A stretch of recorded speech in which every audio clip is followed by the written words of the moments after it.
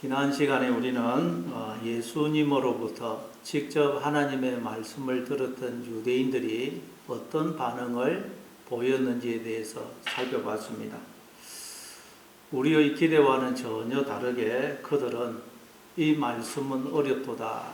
누가 이 말씀을 들을 수 있으라 라는 반응을 보입니다. 이건 저자가 하는 말은 이해하기에 내용이 너무 어렵다. 누가 저 말을 이해를 하겠느냐, 그런 의미가 아니고, 저자가 하는 말은 우리가 도무지 받아들일 수 없는, 수용할 수 없는 내용이다. 누가 저자의 말을 받아들일 수 있겠느냐, 그런 뜻이라고 그랬죠. 그러니까 이들은 예수님의 말씀을 듣고서 그 말씀을 수용을 못하겠다라는 것입니다. 그렇습니다. 여러분, 우리의 모든 문제는 우리가 하나님의 말씀을 모르는 데 있는 것이 아닙니다. 오늘 우리는 얼마나 하나님의 말씀을 읽고 듣고 배워서 알고 있습니까? TV나 인터넷을 통해서 어떤 분들은 하루 종일 설교를 듣고 있지 않습니까? 그런데도 우리의 삶에 변화가 없는 것은 우리가 하나님의 말씀을 마음속에 수용을 받아들이지를 않기 때문입니다. 마태복음 13장에 보면 예수님이 천국을 씨 뿌리는 자의 비유로 설명을 하시죠. 그러니까 천국을 씨 뿌리는 자로 설명한다는 말은 하나님이 지금 우리에게 천국을 주시려고 우리의 마음밭에 말씀의 씨, 구원의 씨, 천국의 씨를 지금 뿌리고 있다는 거예요. 지금 이 시간도 하나님이 우리에게 천국을 주시려고 우리의 마음밭에 지금 천국의 씨, 말씀의 씨, 생명의 씨를 뿌리고 계십니다. 그런데 거기 보니까 네 종류의 밭이 나오죠. 길가밭, 돌짝밭, 가시들기밭, 그리고 좋은 땅, 옥토가 나옵니다. 이 네 밭 중에서 오직 좋은 땅, 옥토에 떨어진 씨만 뿌리를 내리고 싹을 틔워서 열매를 맺습니다. 여러분, 왜 그 좋은 땅으로 소개된 그 땅이 좋은 땅인 이유가 뭘까요? 좋은 땅이 다른 세 밭과 다른 점이 뭘까요? 다른 점은 오직 하나. 씨가 떨어졌을 때 옥토는, 좋은 땅은 그 씨를 받아들이더라는 거예요. 즉, 그 씨를 받아들여서 흙으로 그 씨를 덮더라는 거예요. 그러면 씨는 뿌리를 내리고 싹을 틔워서 열매를 맺습니다. 이게 좋은 땅입니다. 마찬가지로 여러분, 어떤 마음이 좋은 땅이라고요? 좋은 땅. 어떤 마음에 천국이 임한다고요? 말씀의 씨가 떨어질 때, 그 말씀의 씨를 마음속에 받아들일 때, 수용을 할 때, 그 마음이 옥토가 되고 천국이 임하는 것입니다. 풍성한 열매를 거두는 것입니다. 그러나 아무리 말씀을 들어도 그 말씀을 내 마음에 수용을 안 하면, 받아들이지를 않으면 새가 와서 그 씨를 무르가 버립니다. 아무런 열매를 맺지 못해요. 천국이 임하지 못합니다. 여러분, 이 시간 하나님의 말씀에 그 씨가 떨어질 때 여러분 어린아이처럼 그 말씀을 마음에 수용을 하시는, 받아들이시는 여러분 되시기를 바랍니다. 자, 그런데 이 당시 유대인들은 예수님의 말씀을 마음속에 받아들이지를 않습니다. 아니, 못 받아들이겠다는 것입니다.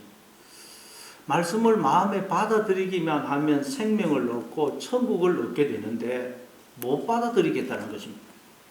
너무도 안타깝죠. 그럼 이들이 왜 예수님의 말씀을 마음에 못 받아들이는 것일까요? 예수님이 그 다음에 무슨 말씀을 하십니까? 이 말이 너희에게 걸림이 되느냐고 물으십니다.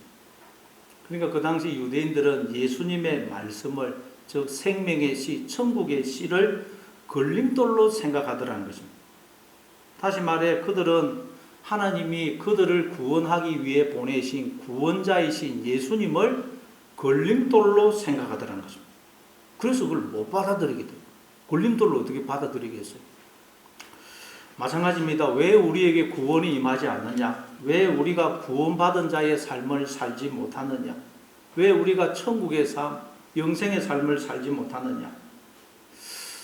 우리가 하나님이 나를 훈련하시고 연단하셔서 구원하기 위해서, 나를 구원하기 위해서 보내신 하나님의 종을 우리가 걸림돌로 생각하기 때문이라는 거예요. 여러분에게 걸림돌은 무엇입니까? 우리에게는 다 걸림돌이 있습니다. 우리가 하필이면 이라는 말을 갖다 붙이는 그게 다 걸림돌이죠. 하필이면 내가 왜 저 사람하고 결혼했을까?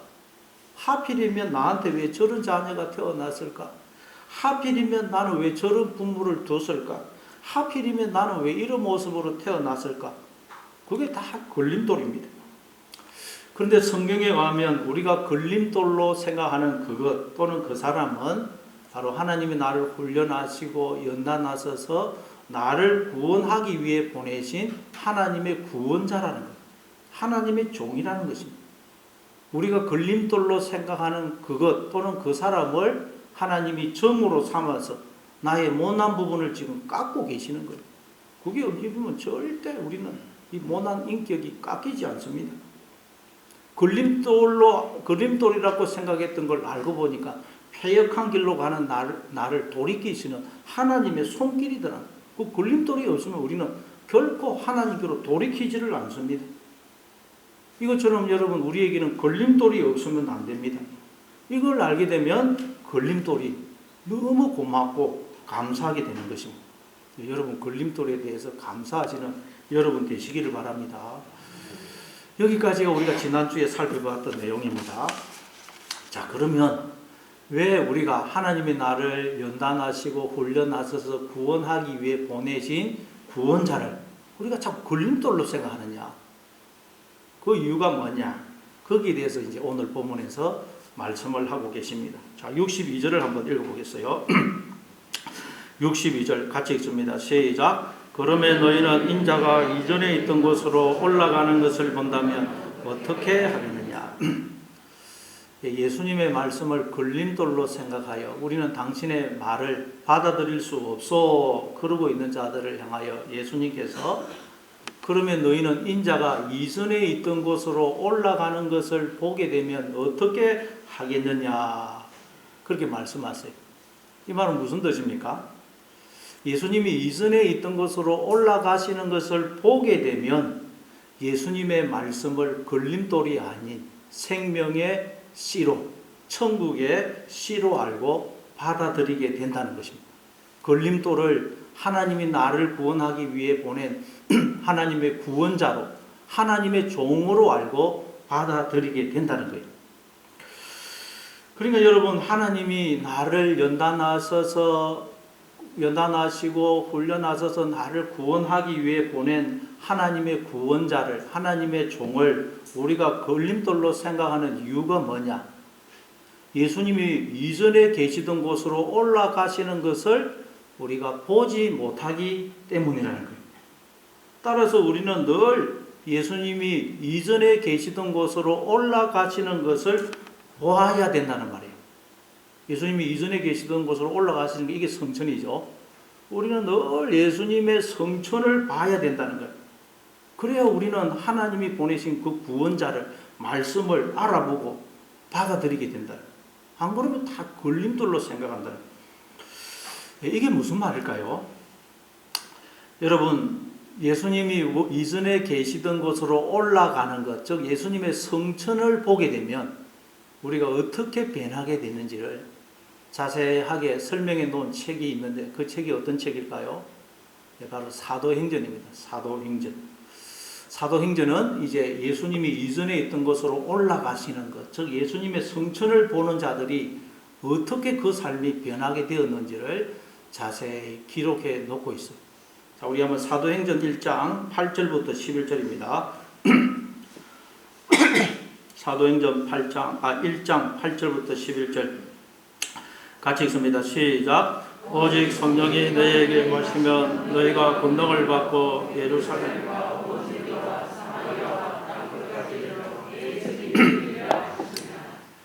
이 말씀을 마치시고 그들이 보는데 올려져 가시니 구름이 그를 가리어 보이지 않게 하더라. 가실 때에 제자들이 자세히 하늘을 쳐다보고 있는데 흰옷 입은 두 사람이 그들 곁에 서서 이르되 갈릴리 사람들아 어찌하여 서서 하늘을 쳐다보느냐? 너희 가운데서 하늘로 올려지시니 예수는 본 그대로 오시리라 하였느니라.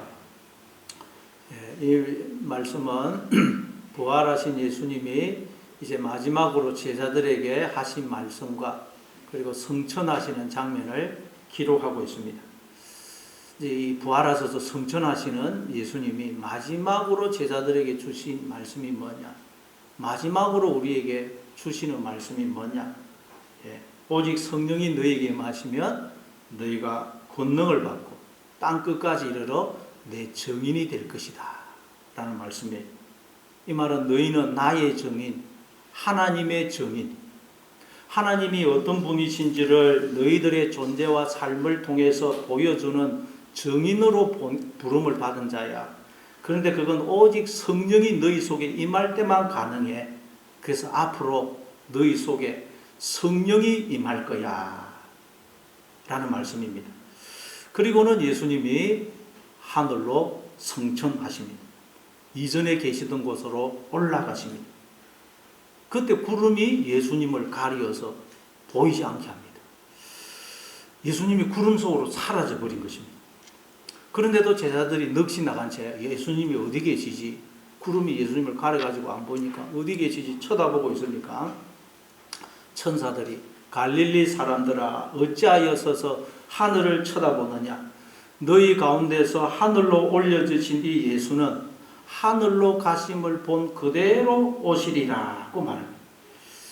그러니까 넋이 나간 채 예수님이 어디 계시지? 그러면서 예수님이 사라져버린 구름을 우리는 쳐다볼 필요가 없다는 말이에요. 왜냐하면 예수님은 하늘로 가심을 본 그대로 다시 오실 것이기 때문입니다.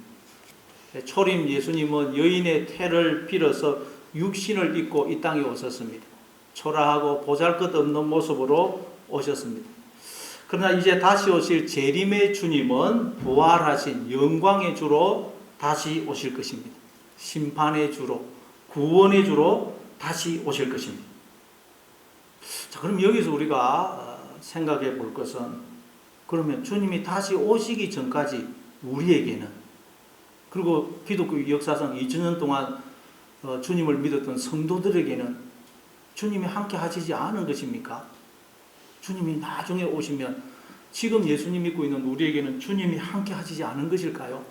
2000년 동안 예수님 믿었던 자들에게는 주님이 함께 하시지 않았던 것일까요?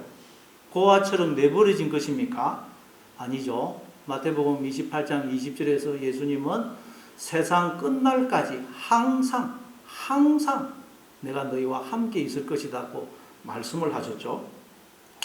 그러니까 예수님이 하늘로 가심을 본 그대로 다시 오신다는 말에는 두 가지 의미가 있어요.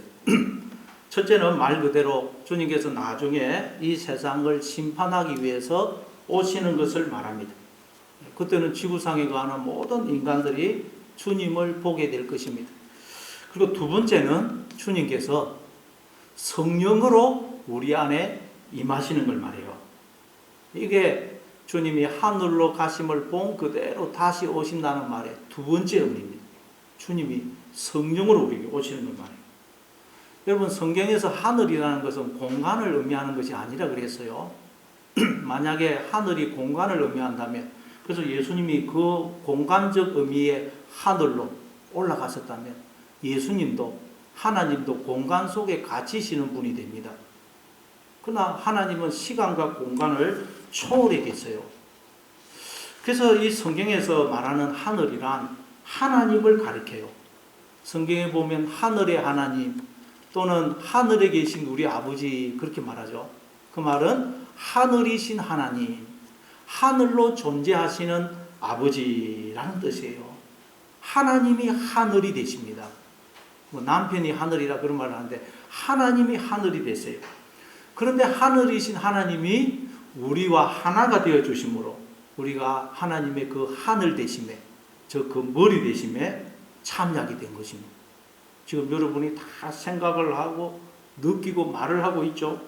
우리 인간에게 여러 가지 재능과 은사, 지혜, 능력, 아름다움, 영광 이런 것들이 다 주어져 있잖아요. 그건 하늘이신 하나님이 우리와 하나가 되어 주심으로 우리가 하나님의 하늘 되심에 참여하여 누리고 있는 것입니다. 이게 인간 존재의 신비입니다. 그런데 인간들이 스스로 하늘이 되려고 머리가 되려고 하나님을 떠나더란 거예요. 그랬더니 하늘이 되는 게 아니고 하늘에서 땅으로 추락을 하더란 거예요. 자, 이게 이사야서 14장 12절 말씀이죠. 이사야서 14장 12절부터 15절 우리 같이 읽습니다. 시작. 너 아침의 아들 계명성이여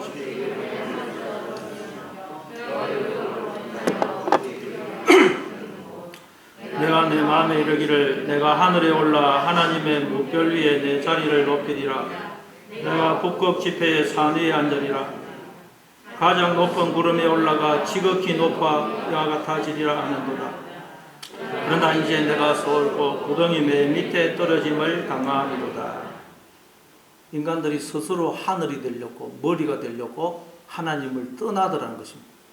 그랬더니 하늘이 되는 게 아니고 하늘에서 땅으로 추락을 하더라. 어디까지요? 저 무덤 속까지 추락을 하더라. 그래서 무덤의 존재가 되어버리더라는 거예요. 무덤 속에서의 삶을 살더라는 것입니다.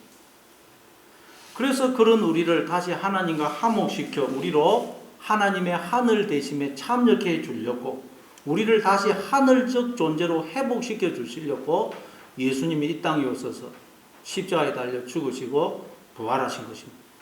에베소서 2장 5절 6절입니다. 에베소서 2장 5절 6절 같이 읽습니다. 시작. 허물로 죽은 우리를 그리스도와 함께 살리셨고 너희는 은혜로 구원을 받은 것이라. 또 함께 일으키사 그리스도 예수 안에서 함께 하늘에 앉히시니. 예수님을 마음의 주인으로 머리로 영으로 생명으로 영접을 하게 되면 죽었던 우리가 예수님과 함께 다시 살아나게 된다는, 부활하게 된다는 것입니다. 뿐만 아니라 예수님과 함께 하늘에 앉게 된다. 하늘에. 여러분, 예수님을 믿는 우리는 부활을 했을 뿐만 아니라 이미 예수님과 함께 하늘에 앉아 있어요. 우리가 지금 하나님의 그 하늘 대신 머리 대심에 참여하고 있는 것, 그게 하늘에 앉은 것, 하늘에 앉은 것. 예. 그러니까 예수님이 원래 계시던 곳으로 올라가신다는 말에는 두 가지 의미가 있습니다. 두 가지 의미. 예수님이 이전에 계시던 곳으로 올라가신다라는 말, 두 가지 의미가 있어요. 첫째는 하나님과 예수님과의 관계에서 육신을 입고 오신 예수님이 십자가에서 죽고 부활하심으로 이제 하늘이신 하나님과 하나가 된 걸 말해요. 예, 하나님은 영이시죠. 그래서 하나님과 하나가 되면 예수님도 영이 됩니다. 영. 자, 베드로전서 3장 18절입니다. 베드로전서 3장 18절 같이 읽습니다. 시작. 그리스도께서도 단번에 죄를 위하여 죽으사 의인으로서 불의한 자를 대신하셨으니 이는 우리를 하나님 앞으로 인도하려 하심이라. 육체로는 죽임을 당하시고 영으로는 살리심을 받으셨으니. 여기 보니까 예수님의 십자가 죽으심과 부활을 두고 육체로는 죽임을 당하시고 영으로는 살리심을 받았다. 그렇게 말씀하죠. 육체, 육, 사륵스라는 것은 내가 주인이고 머리인 나를 가리켜요. 그리고 영, 영은 하나님이 영이시고 또 하나님이 주인이시고 머리가 되시면 나도 영이 돼요. 왜? 하나님과 내가 하나가 되니까. 그래서 육체라는 것은 내가 주인이고 머리인 나, 영이라는 것은 하나님이 주인이시고 머리인 나. 그러니까 예수님의 십자가 죽으심과 부활은 내가 주인이고 머리인 그 나는 죽고 하나님이 주인이시고 머리이신 나로 부활하셨다는 의미라는 거예요. 하나님이 주인이시고 머리이신 나로 부활했다. 이게 예수님이 이전에 계시던 곳으로 성천하셨다는 말의 첫 번째 의미입니다. 첫 번째. 그리고 두 번째 의미는 이제 예수님과 우리의 관계에서 이제 예수님이 하나님과 하나가 되심으로 영이 되신 예수님이 우리의 마음속에 임하시는 걸 말해요. 영이 되신 예수님이 우리 속에 영으로 임하시는 걸 말해요. 그게 예수님이 이전에 계신 곳으로 올라가신다는 말의 두 번째 의미입니다. 여러분, 그런데 우리가 예수님이 이전에 계시던 곳으로 올라가시도록 하기 위해서는 어떻게 되겠어요? 가만히 있으면 예수님이 절대 이전에 계시던 곳으로 못 올라가요. 우리가 예수님을 마음의 주인으로 머리로 영으로 생명으로 영접을 해야, 그리고 그분의 뜻에 순종을 해야 예수님이 이전에 계시던 곳으로 우리의 주인으로 머리로 계속 올라가시는 거예요.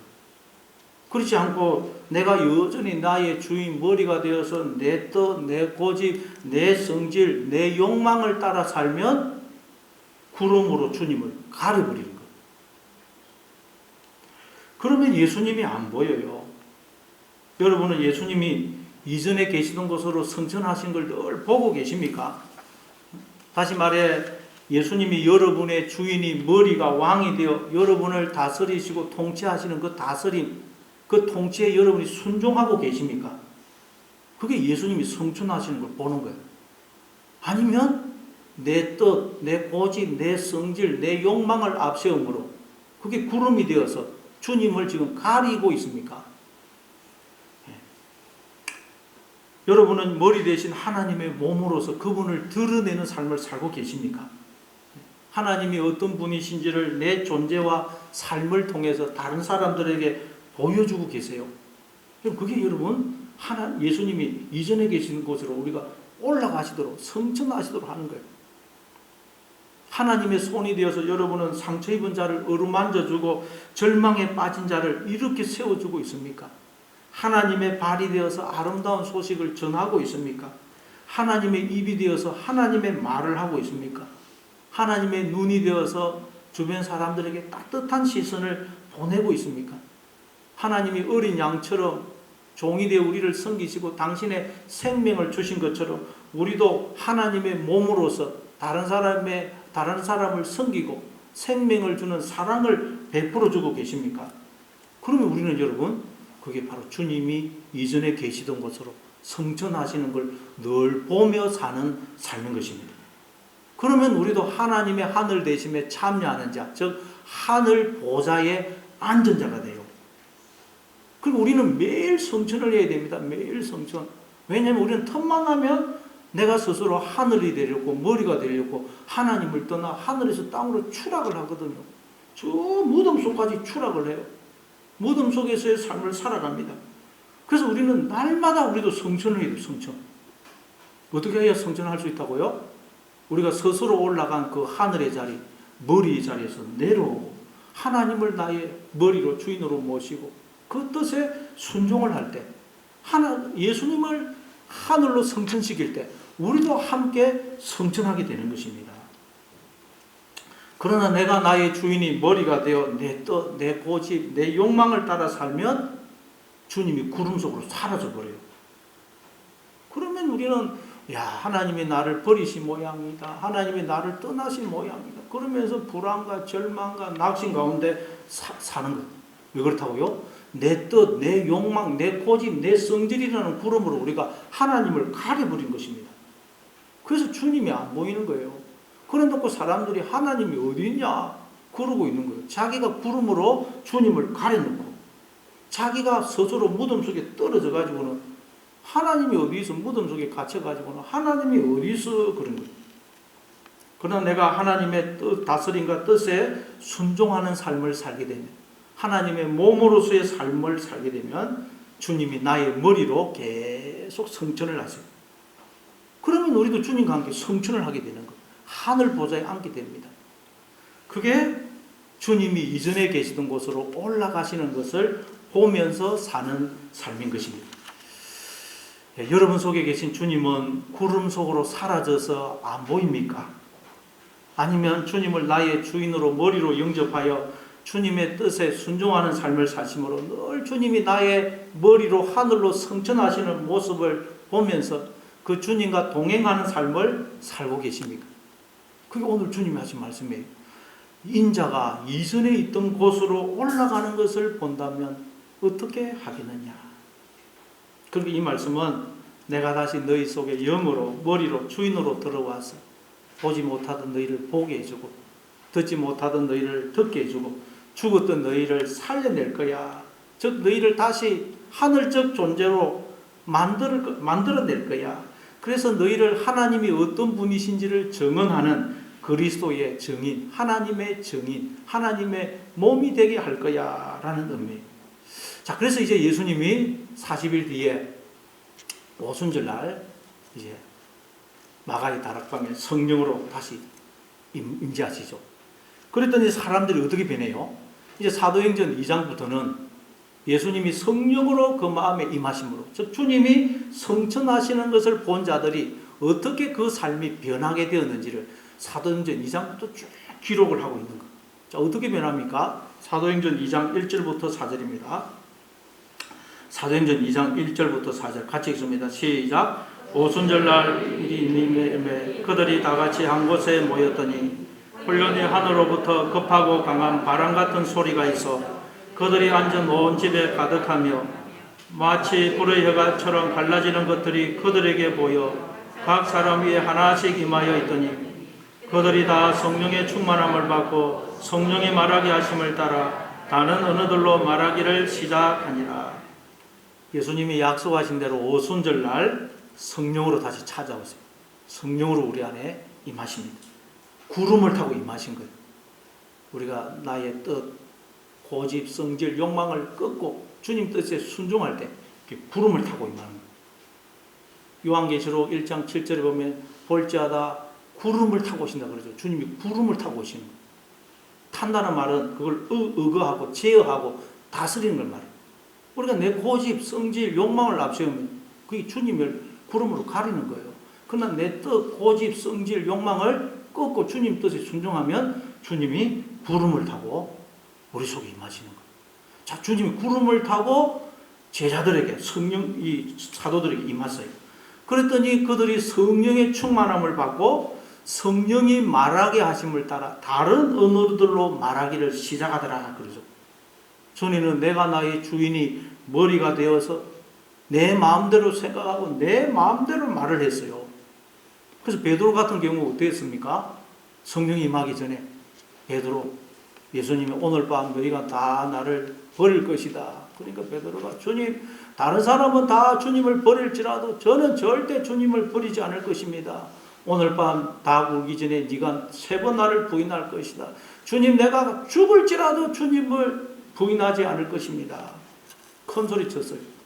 그랬던 베드로가 어떻게 합니까?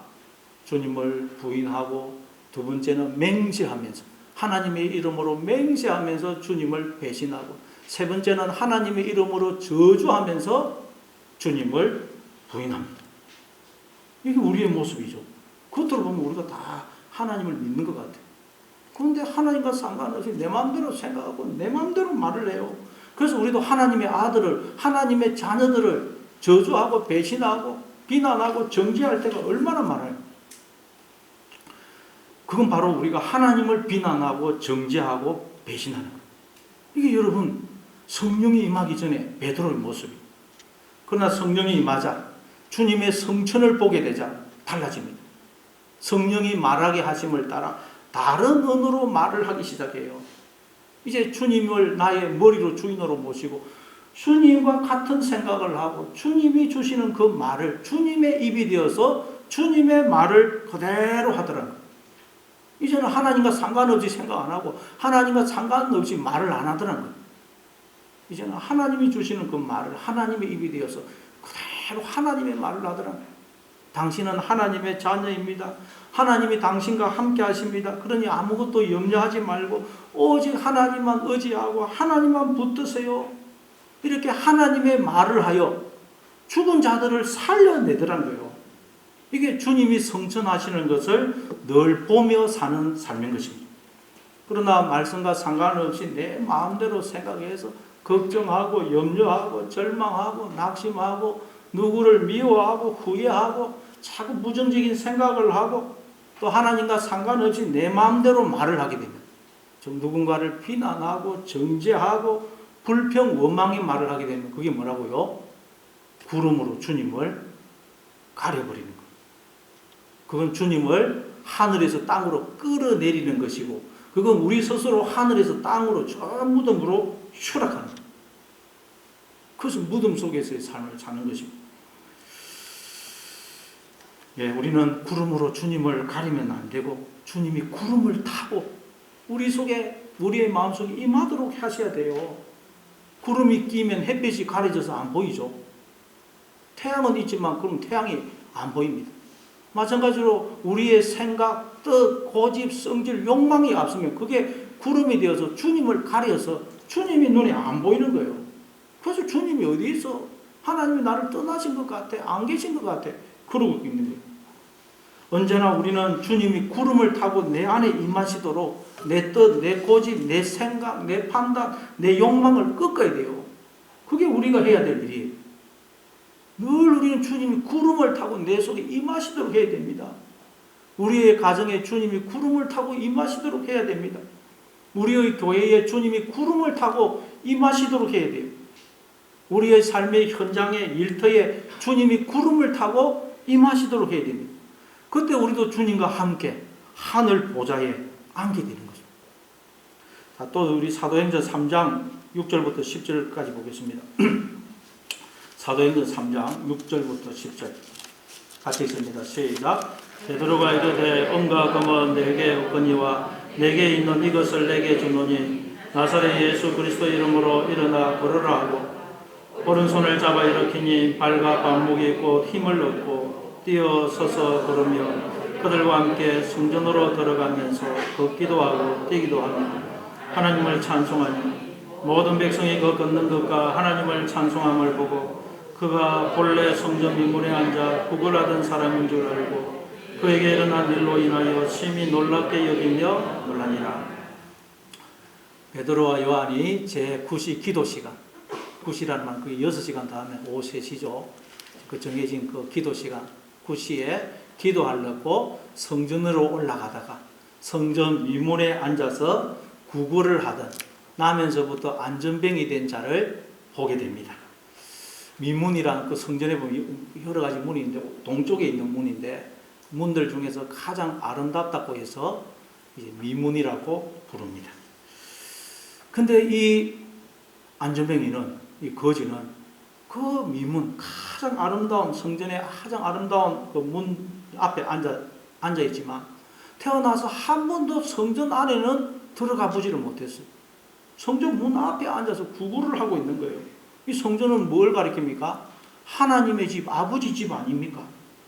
아버지 집인데 아버지 집에 들어가기만 하면 아버지의 것이 다 내 것이 되는데 아버지 집 문 앞에서 거지가 되어서 태어나서 한 번도 걷지도 못하고 거기 앉아서 구걸을 하고 있는 거예요. 그럼 얼마나 기가 찬 일입니까? 바로 여러분 하나님의 자녀이지만 하나님을 떠나 거지로 안전뱅이로 살아가고 있는 하나님 없는 모든 인생들을 가리키는 것입니다. 그런데 우리가 이런 삶을 살 때가 많죠. 우리가 이런 삶을 살 때가 많아요. 아버지 집에 들어가기만 하면 아버지의 모든 것이 내 것이 되는데 집에 안 들어가고 문 앞에서 거지가 돼요. 안전뱅이 돼요. 구걸을 하고 있는 거예요. 자, 그런데 이제 주님이 그 속에 성령으로 임한 주인으로 머리로 임한 베드로와 요한이 그 사람을 보고는 우리를 보라. 그럼 그 사람이 아니 저 사람들이 나한테 뭘 대단한 걸 주려고 저러나 그러면서 쳐다봐요. 그래서 베드로가 은과 금은 내게 없거니와 내게 있는 이것을 내게 주노니 곧 나사렛 예수 그리스도 이름으로 일어나 걸으라. 은과 금은 내게 없거니와 내게 있는 이것, 내게 있는 이것이 뭐예요? 뒤에 나오는 나사렛 예수 그리스도. 내 속에는 나사렛 예수 그리스도가 계시다는 거예요. 예수님이 내 안에 영으로, 생명으로, 머리로, 주인으로 임하셨거든. 그래서 내 안에 계신 예수님을 내가 당신에게 준다는 거예요. 이게 여러분, 예수님이 이전에 계시던 곳으로 올라가시는 걸 보는 자의 삶이에요. 그러기 위해서 우리가 어떻게 된다고요? 언제나 내 뜻, 내 고집, 내 판단, 내 욕망을 끄고 주님의 뜻에 순종하는 삶을 살아야 돼요. 그게 우리가 내 속에 계신 예수님을 다른 이들에게 나눠주는 거예요. 그리고 베드로가 손을 내밀어 그 사람의 손을 잡고 오른손을 잡고 일으키죠. 그 사람은 태어나서 한 번도 걸어본 적이 없어요. 그러니 완전히 몸이 쪼그라져가지고 돼 있겠죠. 근데도 허리를 숙여서 베드로가 손을 잡아서 그 사람의 손을 일으켜줍니다. 여러분 우리도 하나님의 입이 되어서 하나님의 말을 하고 또 하나님의 손이 되어서 그렇게 안전병이 된 사람들, 상처 입은 자들, 절망에 빠진 자들을 이렇게 세워줘야 돼요.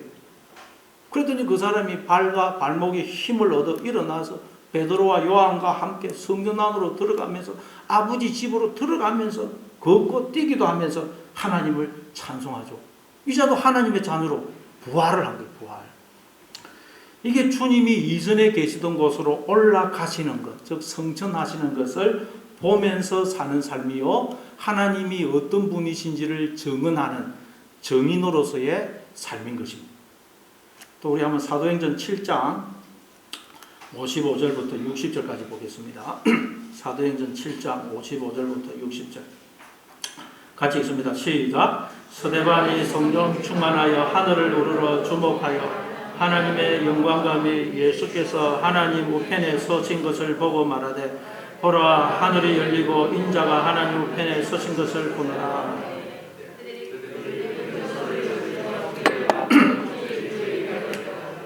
성 밖으로 내치고 돌로 칠세 정인들이 옷을 벗어 사울이라 하는 청년의 발 앞에 두니라.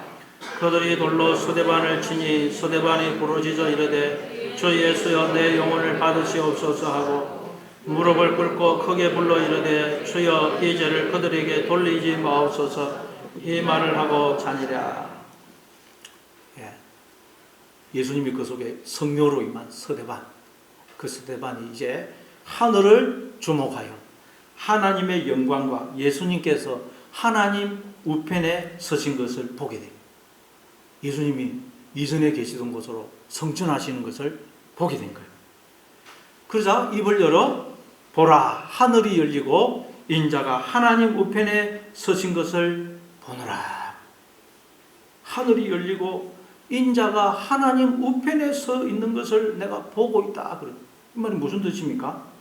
이 말은 우리는 하나님 품속에 있고 하나님은 우리 속에 영으로 생명으로 들어서 하나가 되어 주심으로 우리가 지금 하나님의 생명과 그 모든 복에 참여하고 있는 것이다. 하나님이 우리의 주인이 되신다. 우리는 우리의 주인이 아니다. 따라서 우리는 하나님께로 돌아가지 않으면 우리는 무덤의 존재가 된다. 그러니 우리는 하나님께로 돌아가야 된다라는 말이에요. 그러니까 사람들이 듣기 싫어가지고 나라는 존재가 내 것이 아니라고 그러니까 사람들이 다 듣기 싫은 거예요. 그래서 스데반에게 달려들어서 그를 성 밖으로 끌고 가서 돌로 쳐 죽이죠. 그러자 스데반이 주 예수여 내 영혼을 받으시옵소서 하고 기도합니다. 내 영혼을 받아달라는 거예요. 왜? 주님, 내 생명, 이 나라는 존재는 내 것이 아닙니다. 주님의 것입니다. 그러니 주님의 것을 주님께 돌려드립니다. 그러니 주님이 영원토록 이 나라는 존재의 주인이 되어 주십시오 라는 말인 거예요. 그게 내 영혼을 주님께 드립니다 라는 말이에요. 그게 여러분 주님의 성천을 보면서 사는 삶입니다. 그러면 어떻게 될까요? 우리가 여러분 주님이 나의 주인이 되어 주시면, 주님이 나의 머리가 되어 주시면 우리도 주님처럼 되는 거예요. 주님처럼, 예수님처럼. 그래서 스데반이 돌에 맞아 죽어가면서 뭐라고 기도를 합니까? 주여 이 죄를 그들에게 돌리지 마옵소서 하고 기도하죠. 이 기도를 하셨던 분이 누굽니까? 예수님이죠. 십자가에 달려 돌아가시면서 아버지여 저들을 사하여 주옵소서. 저들은 자기들이 하는 것을 알지 못하나이다. 기도하죠. 여러분 하나님의 뜻은 우리가 예수님처럼 되는 거예요. 우리가 하나님처럼 되는 것입니다. 그러기 위해서는 우리가 성천을 해야 돼요. 성천. 우리가 날마다 추락을 하기 때문에 성천을 해야 됩니다. 어떻게 하면 성천을 할 수 있다고요? 우리가 스스로 올라간 하늘의 자리, 머리의 자리에서 내려오고 하나님을 나의 주인으로 머리로 모시고 내 뜻, 내 고집, 내 성질, 내 욕망을 다 끄고 주님의 뜻에 순종할 때 우리가 성천을 하게 돼요. 주님이 구름을 타고 내 속에 임하시게 되는 거죠. 그러면 우리는 주님과 하나가 되어서 하나님처럼 되는 거예요. 하나님처럼. 자, 그리고 또 우리 한번 창세기 28장, 시간이 많이 되어서 조금 줄여서 창세기 28장 16절 17절 보겠습니다. 창세기 28장 16절 17절 같이 읽습니다. 시작. 야곱의 잠이 깨어 이르되 여호와께서 과연 여기 계시거늘 내가 알지 못하였도다. 이에 두려워하여 이르되 두렵도다. 이곳이여 이것은 다름 아닌 하나님의 집이요 이는 하늘의 문이로다 하고, 야곱이 형 에서가 받아야 될 장자의 축복을 눈먼 아버지 이삭을 속여서 가로채죠. 그리고는 형 에서를 피해서 외삼촌이 산다고 하는 그 바단 하람을 향해서 도망을 갑니다. 그 바단 하람은 가나안 땅에서 1000km가 넘는 거리입니다.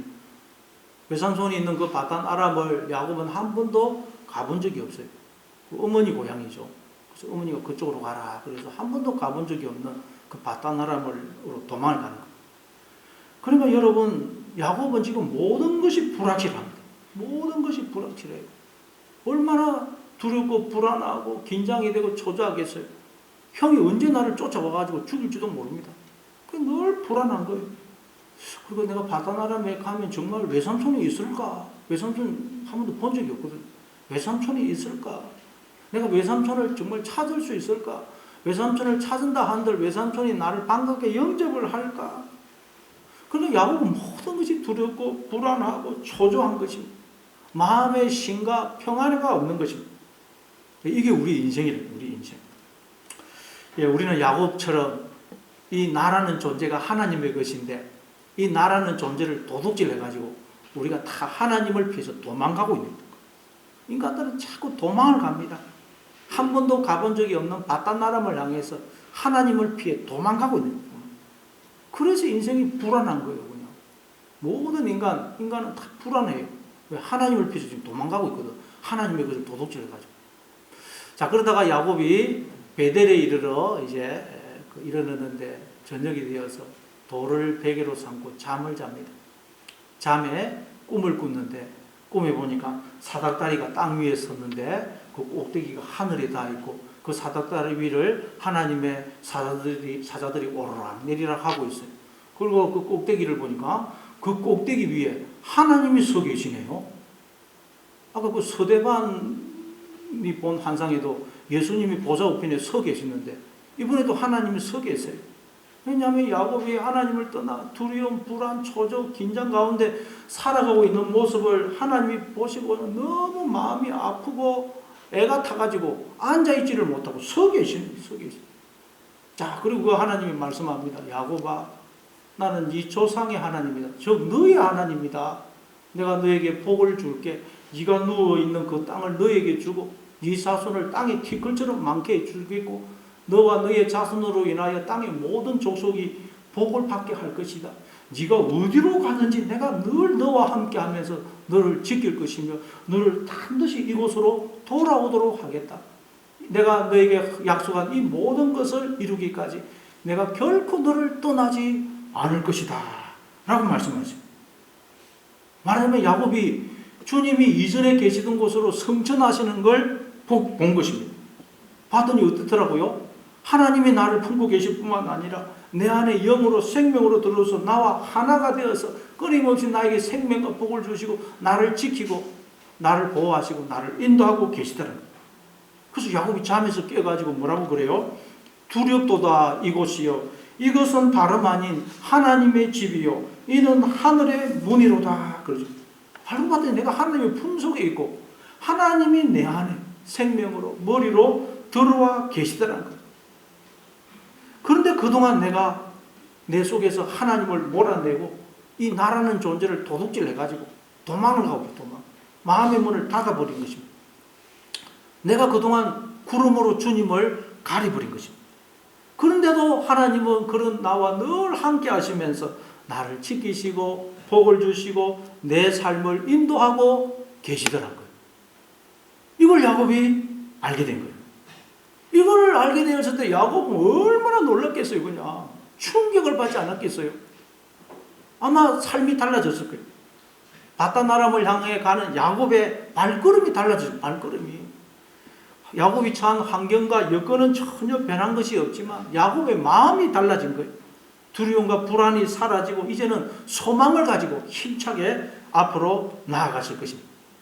야곱의 마음에 주님이 구름을 타고 임하신 것입니다. 여러분, 하나님이 나와 함께 하시면서 복을 주시고 지키시고 나를 가장 복된 자리로 인도하고 계시다는 것을 늘 기억하심으로 모든 두려움, 불안, 초조, 염려를 떨쳐버리고 기쁨과 감사와 소망 중에 주님이 약속하신 그 미래를 향해 힘차게 나아가시는 여러분 되시기를 바랍니다. 그게 주님이 이전에 계시던 곳으로 올라가는 것을 보는 자의 삶이에요. 우리는 이제 도망자가 아니고 알고 봤더니 도망자가 아니고 도둑놈이 아니고 하나님의 자녀의 자녀. 하나님의 자녀고 하나님이 나와 함께 하시더라는 거예요. 그러니 우리가 두려워할 게 뭐가 있겠어요? 불안해할 게 뭐가 있을 것이요? 그 어느 것도 그 누구도 우리를 해할 수가 없어요. 그런데도 우리가 두려워하고 불안해하고 있다면 속아서 그래, 속아서. 알지 못해서 그렇다는 거예요. 그래서 주님이 오늘 본문 63절에서 이렇게 말씀합니다. 오늘 본문 63절 같이 읽습니다. 시작. 살리는 것은 영이니 육은 무익하니라. 내가 너에게 이런 말이 영이요 생명이라. 살리는 것은 영이니 육은 무익하다 그래요. 영이라는 것은 하나님을 가리키고 또 하나님이 주인이시고 머리이신 나를 가리키고, 육이라는 것은 내가 주인이고 머리인 나를 가리킨다 그랬죠. 그러니까 하나님을 네 마음속에 영으로, 생명으로, 머리로, 주인으로 모시고 그분의 뜻에 순종하는 삶을 살 때 네가 하나님의 그 풍성한 생명에 참여하게 되는 거야. 네가 하나님을 몰아내고 네가 너의 주인이 머리가 되어서 너 뜻대로, 네 고집대로, 네 욕망대로 살면 너는 하나님의 생명에서 단절되는 거야. 이 말씀인 것입니다. 그러면서 내가 너희에게 이런 말이 곧 영이요 생명이라. 말이, 내가 너희에게 이르는 이 말이 곧 영이고 생명이라는 거. 그러니까 우리가 하나님을 주인으로 머리로 모시고 그분의 뜻에 순종한다는 말은 우리가 이제 말씀을 마음에 받아들여서 그 말씀에 따라 사는 삶이 바로 우리가 주님의 뜻에 순종하는 삶이라는 말씀이에요.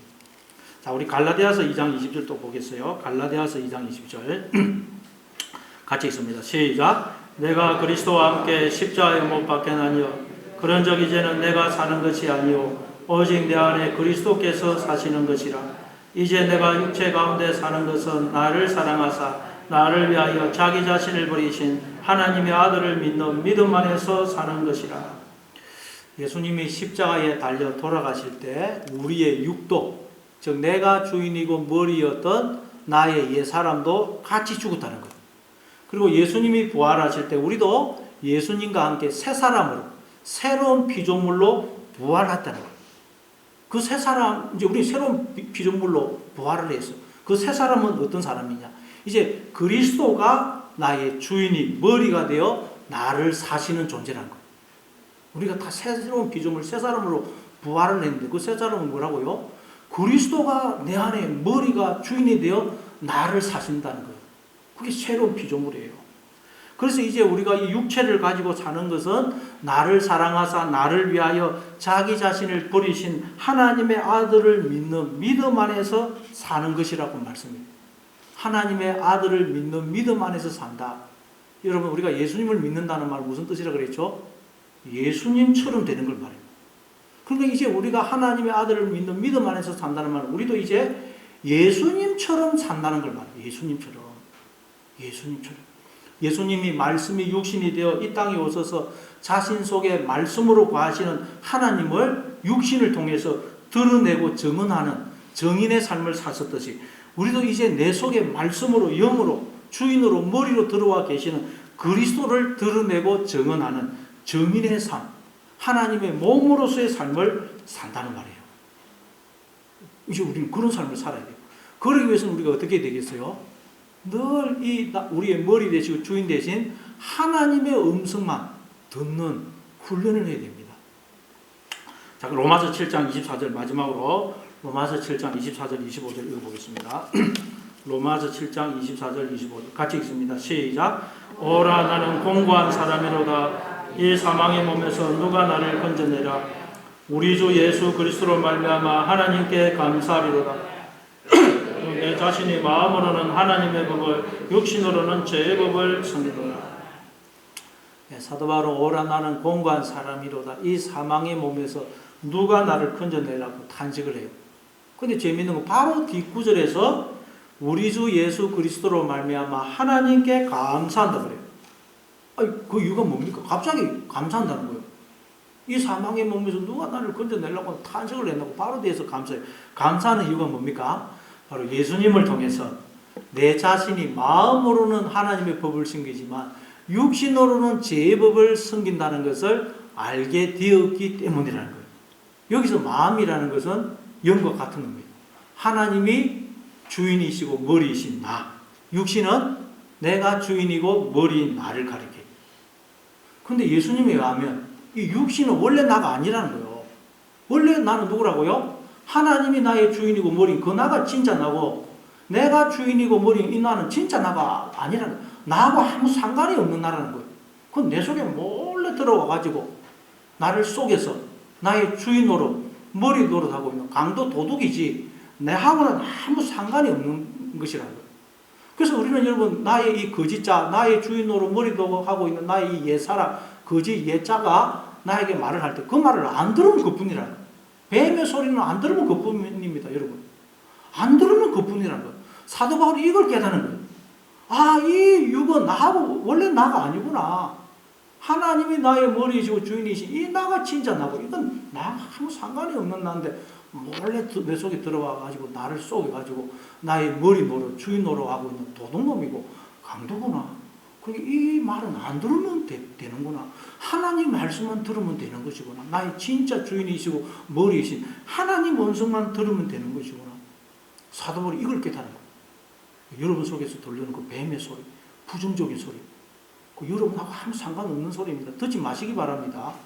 여러분에게 있는 그런 부정적인 모습들, 그 진짜 나가 아니라는 거예요. 하나님의 형상으로 지음받은 그 나가 진짜 나가, 진짜. 그래서 여러분, 이제는 하나님의 음성만 듣고 여러분을 속에서 사망으로 끌고 가는 그 뱀의 소리, 강도의 소리는 듣지 마시고 오직 하나님의 음성만 들으심으로 하나님과 함께 하늘로 승천하는 하늘의 보좌에 앉은 자로 살아가시는 여러분 되시기를 바랍니다.